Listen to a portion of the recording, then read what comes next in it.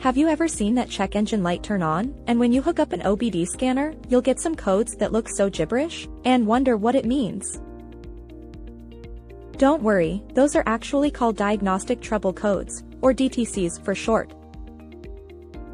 Basically, DTCs are a bunch of letters and numbers that tell you where the problem is in your car's computer systems.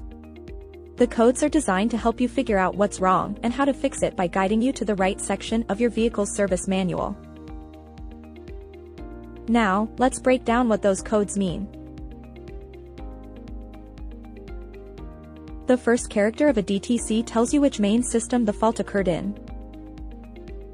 P stands for powertrain, B for body, C for chassis, and U for network communication.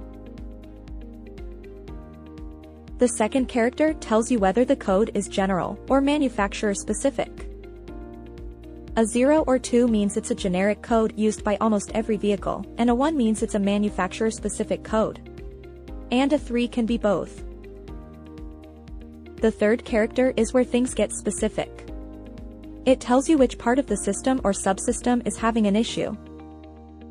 For instance, 1 or 2 means fuel and air metering, 3 means ignition system, and so on. The last two characters identify the specific section of the system that's malfunctioning. They could be either a letter or a number. So next time you come across a DTC, you can be confident that you understand it. Worry about memorizing all that? Just know that you can use an OBD scanner which either shows the DTC along with its definition, or provides a DTC definition library. Easy peasy.